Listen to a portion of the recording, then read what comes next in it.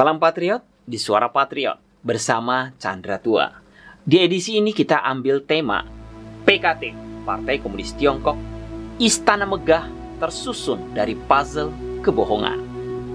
Dunia selalu sering dan masih gagal paham memahami Partai Komunis Tiongkok.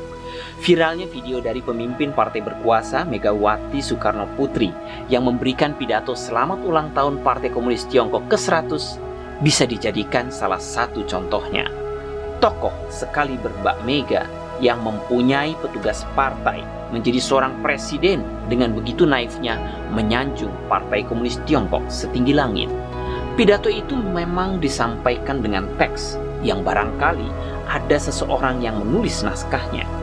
Dan bisa dipastikan literasi referensi yang diacu adalah literasi Partai Komunis Tiongkok tanpa berupaya mencoba melakukan studi pembanding sehingga mendapatkan suatu pandangan yang lebih objektif dan tidak terkesan sebagai salesnya Partai Komunis Tiongkok untuk wilayah Indonesia. Diakui atau tidak, elit negeri ini sering begitu naif saat berhadapan dengan rezim PKT. Apalagi yang menyangkut tawaran investasi yang dijanjikan PKT. Ada seorang pejabat mengatakan bahwa PKT selalu memberikan apa yang kita mau. Jadi apa salahnya jika bermitra dengan Tiongkok? Dalam kasus pandemi di masa awal, para petinggi negeri tidak serta-merta memutus konektivitas dengan Wuhan sebagai epicentrum pandemi, malah bermain-main dengan serangkaian penyangkalan. Dan seperti kita rasakan sekarang, ancaman tsunami COVID-19 sudah di depan mata. Apakah Indonesia akan mampu untuk bertahan? Padahal secara hitung-hitungan India lebih siap daripada Indonesia. Satu kata hal yang membahayakan adalah kenaifan menghadapi sosok PKT, Partai Komunis Tiongkok. Indonesia perlu belajar dari Taiwan yang mana secara geografis bak di depan hidung pusat wabah. Kunci sukses Taiwan sangat minimal dengan serangan wabah adalah bagaimana mereka memandang PKT dan apa yang keluar dari moncong propagandanya. Orang Taiwan selalu berpikir terbalik ketika berhadapan dengan PKT. Orang Jawa menyebut Taiwan menerapkan aji waringin sungsang, berpikir terbalik. Bila PKT mengatakan A, berarti artinya bukan A, bisa jadi B, C, Z. Saat awal pandemi, PKT meminjam mulut WHO mengatakan bahwa tidak ada penularan antar manusia. Karena pengalaman wabah flu burung yang menyerang Taiwan sebelumnya yang juga terpapar dari daratan, ia menemukan momen ahanya bahwa PKT itu bukan hanya tukang bohong saja yang hanya beberapa kali ngibul, tapi label yang sangat tepat bagi PKT adalah rajanya Raja Ngibul, King of the Kings of Lip Service. Mohon maaf, ini tak menyinggung King of Lip Service di tanah air. Faktor inilah yang berkontribusi besar menyebabkan Taiwan selamat dari petaka wabah. Coba dibandingkan di tanah air. Memang menyesal pasti datang belakangan. Namun celakanya lagi kenaifan itu sangat akut dan susah disembuhkan. Ibarat pemuda yang lagi kasmaran adalah cinta mati stadium 4. Kawin lari atau bahkan bunuh diri, mungkin itu motonya. Semoga sedikit guyuran air dingin pencerahan ini bisa membuat para elit negeri sadar dari sakau yang panjang akibat terkena candu PKT ini. Kalau saya boleh mengatakan apa sih sebenarnya PKT itu? Bisa dikatakan PKT adalah istana megah yang terbuat dari puzzle-puzzle kebohongan. Dengan istana megah ini terbentuk dari corong propaganda yang diulang-ulang seperti mantra ajaib. Dalil utama PKT yang selalu diimani sepenuh hati bahwa kebohongan yang diulang-ulang akan serasa kebenaran. Pada titik ini PKT telah berhasil menipu dunia dengan kebohongannya sepanjang dan setinggi Great Wall warisan leluhur mereka. Berikut beberapa puzzle kebohongan yang dibuat PKT yang akhirnya dikeluarkan dalam buku putih yang baru diterbitkan baru-baru ini, yang coba memutihkan catatan-catatan gelap kejahatan mereka dalam sejarah. Gerakan 4 Mei. PKT telah menggembar-gemborkan gerakan 4 Mei 1919. Gerakan ini membuka jalan bagi tiraninya. Hu Xi, seorang cendekiawan dan pendidik kontemporer, menganggap gerakan itu sebagai Renaissance Tiongkok yang dapat mencerahkan Tiongkok untuk mengadopsi gagasan Barat tentang demokrasi. Tetapi Chen Tuxiu, pendiri PKT, mengubah pencerahan budaya menjadi gerakan politik, mengkhotbahkan komunisme Rusia Soviet dengan kedok anti-imperialisme dan anti-feodalisme. Hu Xi, untuk menantang jalan Soviet Rusia, mengajukan teori, lebih banyak mempelajari masalah, lebih sedikit berbicara tentang isme. Namun PKT didirikan 2 tahun setelah gerakan tersebut, dan Chen Tuxiu menjadi sekretaris jenderal pertama PKT. Insiden 12 April. PKT mengklaim pada tahun 1927, Chiang Kai-shek, ketua Kuomintang dan Presiden Republik Tiongkok (ROT) melakukan kudeta yang membersihkan banyak komunis. Chiang dikecam oleh PKT karena menahan kemajuan sejarah. Faktanya, Chiang Kai-shek mengetahui kekerasan PKT dan usahanya untuk membangun tirani. Komite Sentral Kuomintang sangat disusupi dan sejumlah besar anggota PKT merupakan mayoritas anggota Kuomintang. Sementara angkatan bersenjata PKT menyebabkan teror dan kekerasan merah yang meluas di Shanghai dan banyak tempat lainnya. Chiang Kai-shek bertindak tegas untuk menindak bandit komunis, mencegah perebutan kekuasaan awal PKT. Kudeta 12 April, demikianlah PKT menyebutnya, sebenarnya adalah sebuah revolusi anti-komunis, pencapaian sejarah Chiang Kai-shek. Pembersihan itu membawa stabilitas dan tatanan sosial Tiongkok, dan Tiongkok berhasil lolos dari menjadi korban Soviet Rusia saat itu. Insiden Xi'an. Pada tahun 1991, Zhang Xueliang yang berusia 90 tahun, Panglima Perang Manchuria, meninggalkan Taiwan ke Amerika Serikat untuk pertama kalinya. Kami berbicara selama 3 jam di kediamannya di New York bersama dengan sesama penduduk desa lainnya dari Tiongkok Timur Laut. Dia menjelaskan bahwa menyerahkan 3 provinsi Tiongkok Timur Laut kepada pasukan Jepang yang menyerang selama insiden 18 September 1931, juga dikenal sebagai insiden Mukden, tidak disetujui oleh Chiang Kai-shek, tetapi merupakan keputusannya sendiri. Namun Chiang tidak berani mengungkapkan kebenaran tentang insiden Xi'an 1936. Dia menculik Chiang Kai-shek untuk pencarian pribadinya akan kekuasaan, mendirikan pemerintahan koalisi Barat Laut yang dipimpin oleh dirinya sendiri dengan dukungan dari Mao Zedong, ketua PKT, Zhou Enlai, wakil ketua PKT, Yang Yucheng, seorang panglima perang di Barat Laut Tiongkok, dengan kedok melawan Jepang. Stalin khawatir bahwa tanpa Chiang Kai-shek, Tiongkok akan terpecah dan memicu perang saudara yang akan memberikan kesempatan kepada Jepang untuk menyerang Uni Soviet.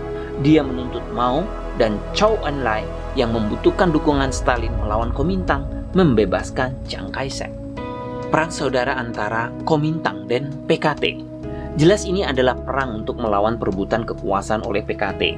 Saat itu Chiang Kai-shek adalah pemimpin tertinggi pemerintah nasional, dengan tentara rute ke-8 PKT dan tentara ke-4 baru di bawah tentara pemerintahan nasional.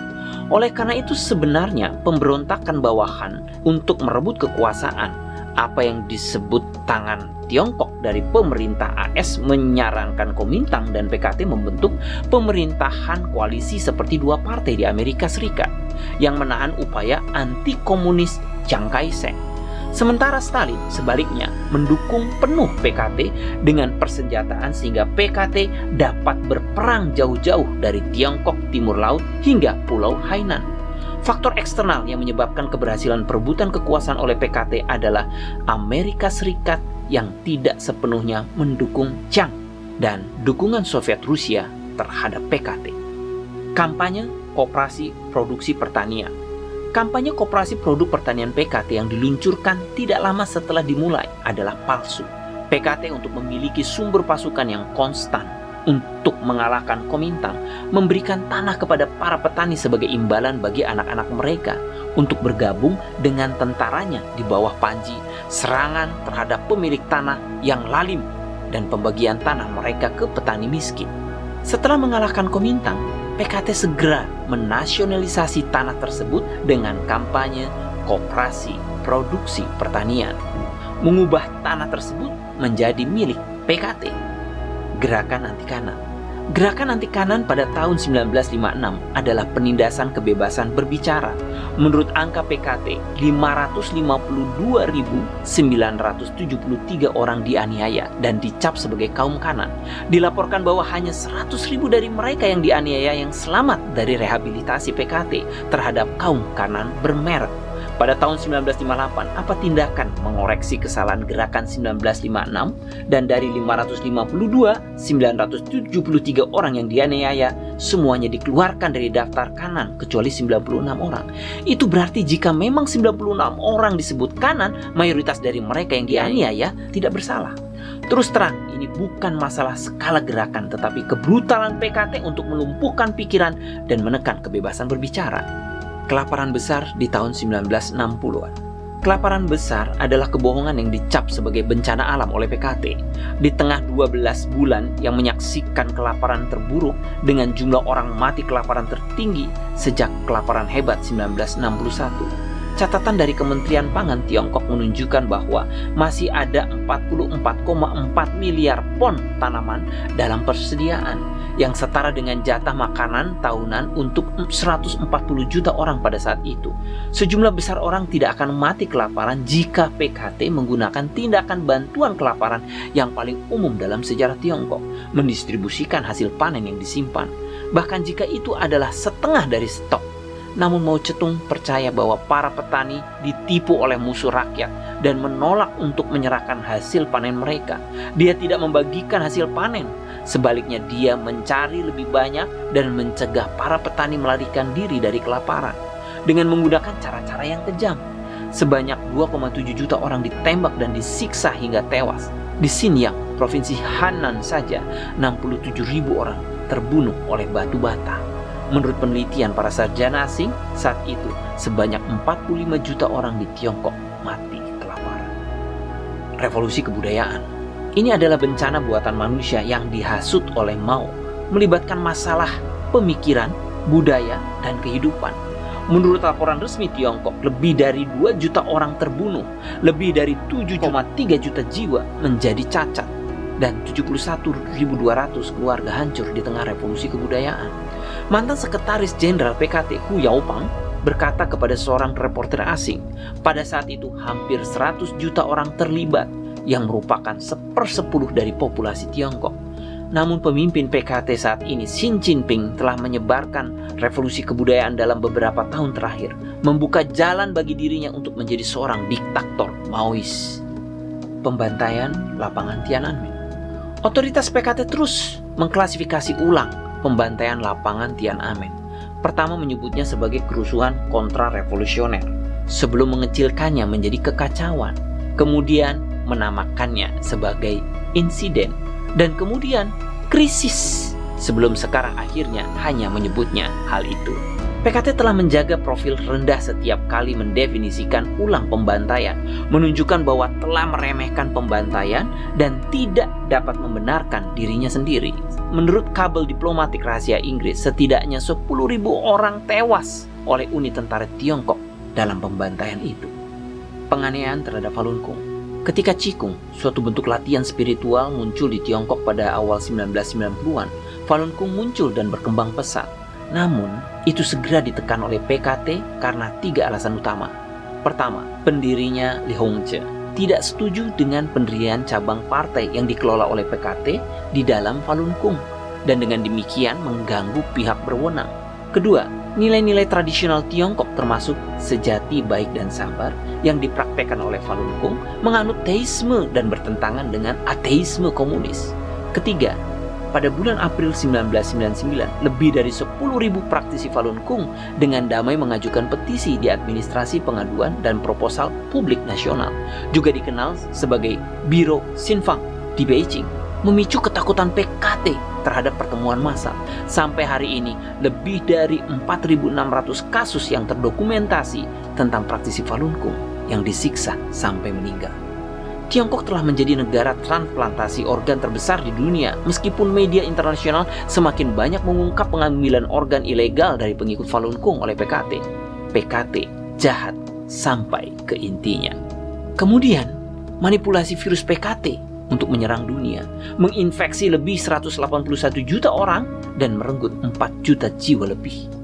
Banyak penelitian dan bukti telah menunjukkan virus yang bocor dari laboratorium Wuhan dan kemungkinan merupakan senjata biologis yang dikembangkan oleh tentara PKT. Dengan 100 tahun kebrutalan yang dibawa komunis kepada umat manusia, dunia perlu belajar melalui sejarah untuk mengalahkan kultus sejati alam semesta. PKT harus diakhiri, kalau tidak PKT bisa mengakhiri dunia. Jadi apa yang diucapkan Mbak Megawati tidak mewakili rakyat Indonesia yang berjumlah 271 jiwa, namun mungkin mewakili partai yang dipimpinnya yang memenangi pemilu 2019 lalu sebanyak 27,5 juta suara. Dan semoga generasi dan pemimpin yang akan hadir di masa mendatang menyadari bahwa bersahabat dengan PKT yang jahat akan menyebabkan aib besar dan kesialan yang tak berujung. Mari bersama menolak Partai Komunis Tiongkok. Semoga dengan berani bersikap tegas menolak kejahatan PKT, semoga kita bisa terhindar dari wabah dan bencana. Salam Patriot, saya Chandra Tua, mohon undur diri.